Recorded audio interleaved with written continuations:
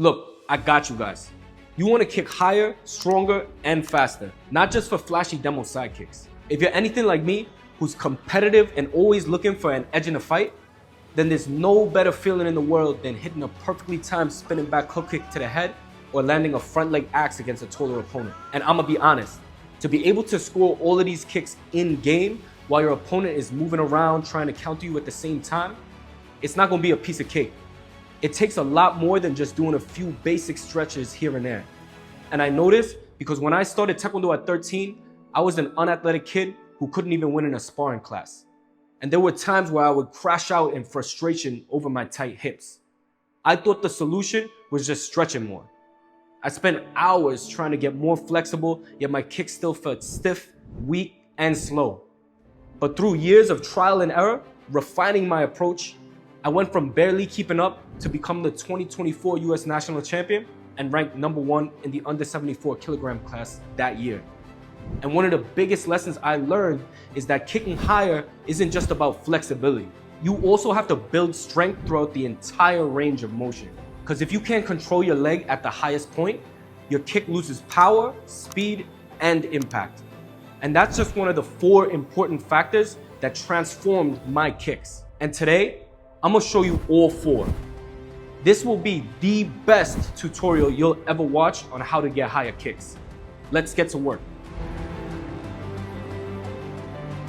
So the first step to getting higher, stronger, and faster kicks is assessing and identifying your specific problem. So I'm gonna break this down into 2 different problems. The first one is going to be passive flexibility, and then the second is going to be active mobility. So I'm gonna show you an example with the front snap kick, right? If you go through to kick the snap kick, and then boom, you kick it, and you feel a pull in your hamstring, you feel like it's tight, that's going to be more of a passive flexibility problem. Whereas if you can already do the splits and you can get your leg up high, but you feel like you can't keep it there, or you can't keep that power and that impact at the highest point of your kick, so when you bring it up, it's like floating, right? Then that's gonna be more of an active mobility problem. Once you figure out if your problem is an active mobility or passive flexibility problem, then we can take a tailored approach to your specific situation. Before we get into it, I'm gonna explain some basic anatomy for your hip. There's 4 different ways that your hip can move and also 2 different ways that it can rotate. So first we're gonna go through hip flexion. That's going to be when you bring your leg up for a snap kick, right? Bring your leg up forwards. That's going to be when you're using your hip flexors to bring it up. So that's going to be hip flexion. The next one is going to be hip extension. So that's going to be when you go in for a back kick, right? You're bringing your leg backwards, you're using your glutes and your hamstring, putting your leg into hip extension. The next one will be hip adduction or adduction. That's going to be when you're taking your leg and you're swinging it to the side. So if you're going to apply that to Taekwondo, it will be when you're bringing it up and going for a crescent kick. So going from the outside to the inside, right? And then for abduction or abduction, that's going to be the outside of your hip. So when you go to lift up for a cancel, or when you're going to bring your leg up to chamber for a side kick, that's going to be abduction. The final 2 things are not going to be a direction, but it's going to be more of a rotation. The first is going to be external rotation. So if you take your leg and you bring your foot to the inside, you're going to feel a stretch on the outside of your hip. That's going to be external rotation. And then if you take that same leg, right, and you bring your foot outwards, that's going to be internal rotation. So if you guys need any help along the video, feel free to pause and then come back to this spot so that you can have a good understanding of which part of the hip I'm talking about. So the first step to getting higher kicks is going to be working on your passive flexibility. Earlier, we talked about assessing what your problem was, and if you feel that stretch in the back of your hamstring when you go into hip flexion, right, you're bringing your leg forward, then that's going to be a problem where you need to stretch out the muscles in the back of your leg. So I'm gonna show you guys a good hamstring stretch. I'll show you it one way first and then from the side as well. What you're gonna do is you're gonna come up. Right now I have a low box. I want you guys to bring it to the highest point that is comfortable for you. So if that's a little bit higher, you can put it up on a wall or a ledge. But if you're a little bit less flexible, you can put it down on a lower box. What you're gonna do is you're gonna square up your hips. You're going to take your foot, put it up on the box and pull your toes forward. After that, you're going to bend your body forward until you feel the stretch, and you're going to hold for 30 seconds. I want to hold this for 30 seconds so my body gets used to being in this range passively. Once I feel like I'm good, I come back up, give it 5 or 10 seconds rest, and you can go for 3 sets on each side. I'm going to show you from the side as well. You want to make sure that your body, right, isn't off to the side. You're not leaning one way. You're keeping your hips nice and squared, so then you can really just sit into that stretch and hold. Once you've done that for 3 sets on each side, you can move on to hip extension. So jumping into hip extension. In order to have enough flexibility when you go for those back kicks, you have to be able to bring your leg up backwards without feeling like a tightness in the front part of your hip. So in order to work on that, we're gonna work on our hip flexors, the front part of your hip. This is called a wall stretch or a couch stretch. And I believe that you guys have probably seen this stretch before, but there's a few key pointers that I see a lot of you guys missing out on that we're gonna cover today. So what you're gonna do first is you're gonna come up close to a couch or a wall. And if you're at your dojang with mats, that's no problem. But if you're at home, you can put a towel, or I have a little balance pad so I could cushion my knee. All right, so first I'm going to get down onto the floor and I'm going to come up and put my knee as close as I can to the wall. Then I have the back of my foot or the top part of my foot onto the wall, and I'm gonna take my other leg and put it on the floor. Now from here, a lot of people, I see their body is forward. Don't wanna keep your body forward because that makes it easy. I want you to try and raise your body up. And that's where we move on to the next important key. When people raise their body up, if they don't have the mobility, they're going to arch their back like this so they can compensate. I don't want that. I want you guys to think about tightening your lower core and engaging your glute. So then that way it's really putting in all of that stretching into this front part of the hip flexor. So I'm gonna show you a bad example like this, right? My back is arched and my body is forward. I wanna bring my body up while engaging my core and engaging my glutes, so I'm at a more straight position.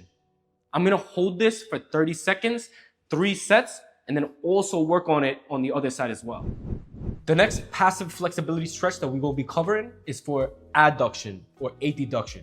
So that's gonna be when you're going to land a crescent kick and you're trying to bring your leg from the outside to the in. But when you bring it there, you feel a stretch on the outside of your hip, or you feel like it's a little bit tight. So in order to stretch that, right, what we're gonna do is we're gonna be next to a wall, or you can also come to a door frame or a pole, right? And this outer foot is going to go behind the inner foot. So from here, I'm bringing it behind the inner foot. Then I'm going to put my hands on the wall or the pole, and I'm going to lean into that hip so I feel a nice stretch on this outer side of my hip. One important thing to note is I don't want to be using my torso because that's going to be stretching my lower back, my QL, right? I don't want to focus on that right now. I want to focus on my hips. So once I get my hands over my head, right, I'm going to be pushing into my hips so I really feel it on that outer side. We're going to hold this just like earlier, 30 seconds for 3 sets on each side. And then you should feel a difference when you go for those crescent kicks. The next one we're going to cover is abduction or abduction. This happens in a game in Taekwondo when you go in for a cancel or a cut kick, right? And you lift it up. But if you have a problem with the abduction, you're gonna feel a stretch on the inner side of your groin. And in order to work on that, I'm gonna come into a slightly specific lunge, okay? So this is gonna be a little bit Taekwondo specific. I'm not going to be working on my hip flexors like earlier. I'm going to turn my foot to the side and then sink in so I could stretch the inner side of my hip. So the reason I want to do this is so that when I lift it, right, I'm not feeling a stretch on this inner side. One important thing to note, I'm going to show you from the side angle, is that when I go into this stretch, I want to make sure that my body is aligned. Top of my head or top of my body is not leaning forward. Also, my hips aren't pushing out, because sometimes if I have a little bit lower flexibility, my hips will tend to come out like this. I don't want that. I want you to try and keep your legs in one straight line. So my ankle, my knee, my hip, my torso is all in one straight line, and I'm going to sink into it. If this is as far as I could go, no problem. But if you can sink lower, you're going to try and come as low as you can, and then we're going to hold for 30 seconds, 3 sets. So next, we're going to be moving into hip external rotation. That's going to be when your hip is on the outside while your foot is coming to the inside like this. This is applicable to the Taekwondo game when you're going for a twist kick. So you're trying to be sneaky and you're trying to switch up the angle. So you have to have good external rotation to be able to get the correct range of your kick. So to work on that, we're gonna work on a pigeon stretch. So you're gonna come down to the floor like this, and it's almost like a lunge, but it's a little bit different. What you're gonna do is you're gonna put your front knee, right, down on the floor, and your back or your front foot is going to also be along with your knee. This back leg is going to be straight, and I want you guys to try and sit down into this stretch, and you should really feel this outer hip getting that external stretch. So when you come into this, right, you don't want to be leaning to the side or coming over to the side. Keep your body nice and square, and then try and lower your torso and stay as low as you can. I'll also show you from the side view. When you go, right, you want to come into this position, but you don't want this outer leg to come out to the side.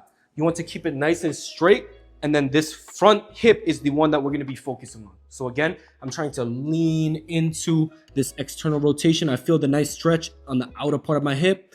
Keep it for 30 seconds, and then we're going to come back up after 3 sets. So we covered external rotation. Next, we're moving into internal rotation. So in the game of Taekwondo, when you're going for that sneaky snake kick, right? I see a lot of you guys want to learn how to do the Idehun snake kick. You have to have a lot of internal rotation where you're bringing your leg, right, where your knee is on the inside, but also your foot is on the outside. So to be able to flip downwards, right, you got to be able to have good internal rotation. So then that way your foot can follow the line of that chest gear and score in that small space. So to work on that, right, we're gonna come down to the floor, and this is called the 90-90 position. And what we're gonna do, right, is my knee, my foot, and my hip is in 90, and then same thing on the other side. I don't want them to be too close like this. I wanna try and get them 90 degrees, right? And what I'm going to do is I'm going to lean into this part of my hip. I'm gonna feel almost like a sharp pain on the outside of my hip, because a lot of times if we're less passively flexible, then it's not gonna feel that comfortable. But if you feel that part of your hip getting that sensation, then you know you're doing the right thing. So you want to lean into this part. And if you feel like this is okay, I don't really feel much of a stretch, what I could do is take this other foot, put it on top, and then again, I'm gonna lean into it. So I really feel like the knee is going downwards and my foot is going upwards. The second key to getting higher kicks is going to be working on your active mobility. So if you already have good flexibility or you've worked on it, then now is the time to work on the strength through range of motion. So you don't want to just be throwing your leg out, right? And it kind of being floppy and airy. You want to be able to keep it nice and strong and precise throughout the whole range of the kick. So in order to do that, you got to work on your active mobility. And first we're going to go through hip flexion, okay? So we're going to come to the box just like earlier. We worked on the hamstring stretch, right? But this time it's going to be not as focused on stretching the hamstring out. It's going to be more focused on working the hip flexors and really gaining strength in there. So what you're going to do is you're going to box up your hips, box up your body just like earlier. And you're going to lean down until you feel that stretch. Once you feel that stretch, we're going to work on pulsing my foot up. So what that means is I'm going to try and raise this foot as high as I can. And it doesn't matter if this is too low or too high. I want you guys to focus on getting it to your max range first and then working from there. So what this does is it really trains the hip flexors to be able to work when the back side of your leg is already stretched out. And what that translates to is higher and more precise axe kicks.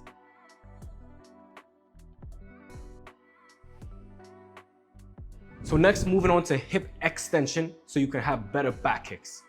I want you guys to come down onto all fours, right? And from here, what we're gonna do is focus on lifting one leg up to the sky. But the most important thing is a lot of times when you go to lift, it's very easy to compensate with my lower back, just like earlier when we were talking about that couch stretch. So before we start, what you need to do is, if you look at my lower back, right? I don't want to arch. I want to engage my core so I have a nice hollow body. And then from there, I'm locking out my core and I'm only using my glutes and my hips to move up and down. At first, as you can see, it's not going to be a wide range of motion because you're not going to be used to being able to isolate your core and only use your glute. But through time and repetition, your glutes will get stronger and you'll be able to have more strength to lift it up higher. For these, I want you to go through 20 reps on 3 sets on each side. So next we're gonna move on to hip adduction or adduction. In order to work on this, we're gonna come and lay sideways on the floor, and my top foot is going to come over to the side. That way I have a nice big range of motion that I could use on this bottom foot, and the side of it is going to be facing the ceiling. From here, I'm gonna use the muscles in my inner groin to be able to raise and pulse, and then bring it back down. Raise and pulse, and then bring it back down. And what this does is it works on the inner side of my thighs so that when I go to kick that crescent kick, instead of it feeling light and slow and sluggish, I'm able to really whip it and then score on the back of that headgear. This time, we're gonna be working on abduction or abduction. I want you guys to come to a wall, and the bottom foot is going to face the wall like this. I'm gonna put my hand on the wall, and then I'm going to bring up the other leg. And what I'm aiming to do is really focus on the outer side of my hip. I should feel it almost tense up and feel ready to cramp. So I'm going to raise, right? And once I get to end motion, I can come back down.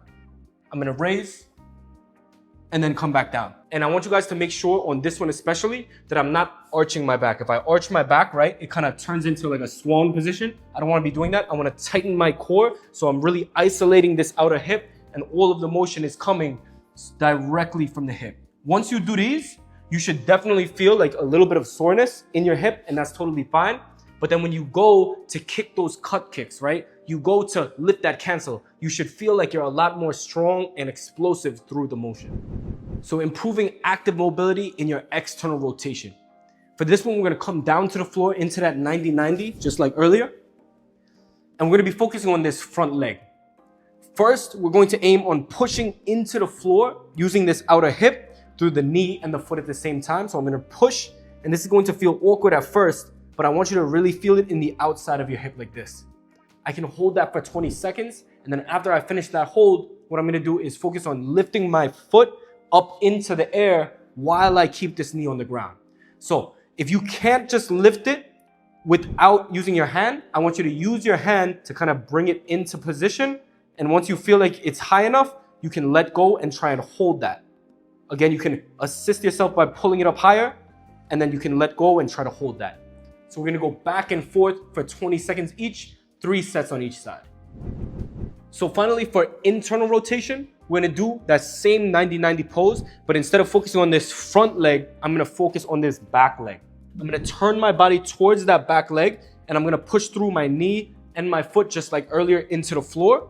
And then once I hold that for 20 seconds, just like earlier, I'm gonna keep this knee as a pivot point and try to lift my foot up off the floor like this. I'm trying to hold, and you will feel either tightness or a cramp coming in the outer side of your hip. That's totally fine. We're gonna hold this for 20 seconds, and then after I finish, I come back down and I push back into the floor. Just like the external rotation, I want you guys to go back and forth from push and pull. We're gonna go for 20 seconds, 3 sets on each side. So next, the third key to getting higher kicks is going to be kicking mechanics. Even if you have good passive flexibility or good active mobility, if you don't have the correct mechanics, you're not going to be able to transfer those strengths correctly into the game. And the first kick we're going to cover today is the snap kick. So that's going to be the most basic kick in Taekwondo. What you have to learn, especially with the snap kick, because it translates to all of the other kicks we're going to be talking about today, is the chamber of your kick. If the chamber of your kick isn't high, then the kick is not going to be able to get high.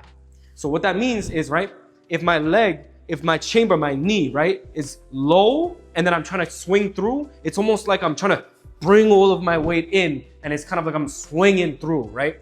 I don't want that. I want to be able to bring my knee nice and high into my chest, so then from there, all my foot has to do is snap out, just like the name, snap kick, right? So I'm bringing my knee up nice and high, and from the side, I'm going to show you as well, right? You could be in the mirror, just make sure that your knee is coming up nice and high. And then from there, you could work on bringing it up into the kick. So you bring your knee high up first, and then you're snapping it out. You could also come to a wall, right? If you hold a wall, you can come, right? You bring your knee up, and then you're snapping it out.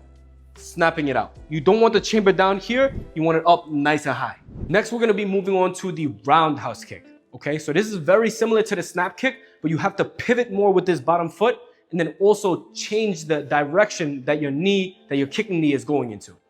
And what you want to understand is the wider the arc, the more energy and more power that you're gonna have to use to kind of lug your leg across. We don't want that, we want more of a whip, okay? So what I want you guys to imagine in your head, right? If I bring my knee from this backside all the way around, I gotta use all this energy to be able to swing it.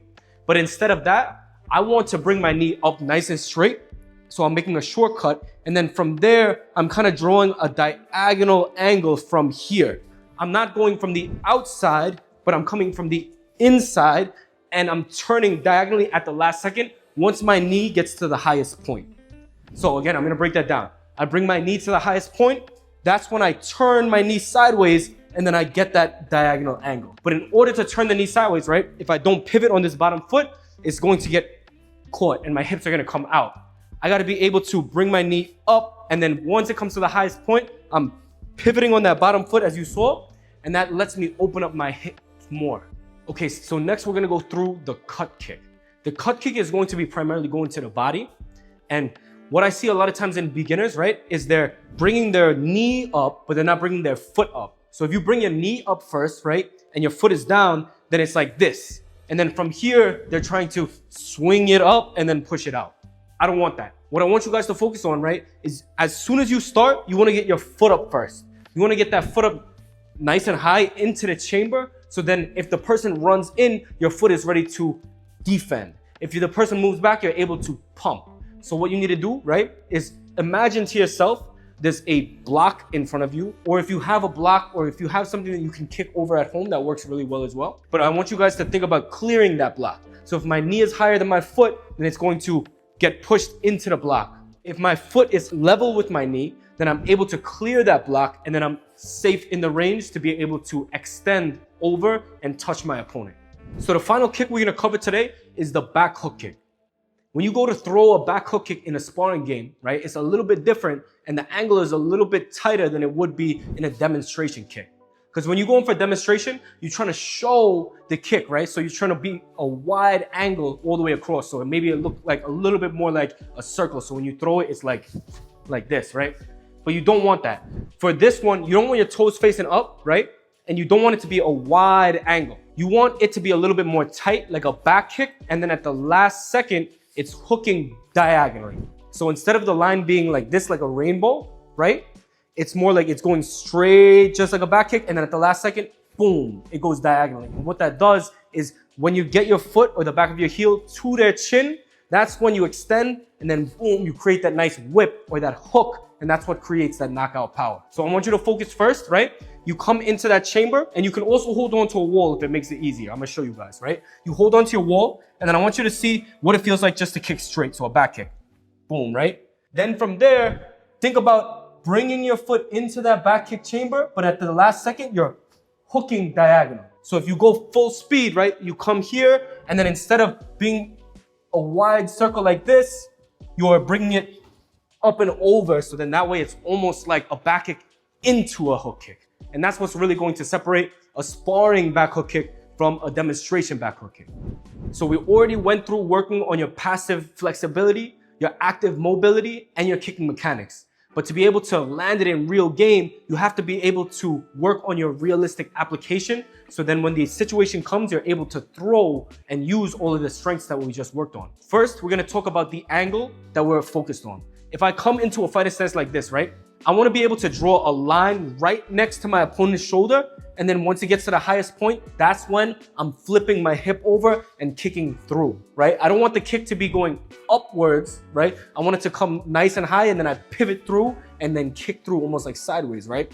So if I draw the line with my knee, I can come all the way up. And then once I get to the highest point, I'm pivoting, I'm turning, and then I'm bringing it through like this. So when you go to practice, right, realistic application, you have your partner bouncing with you and they're not just gonna hold it like this because then you can kick it on your own time.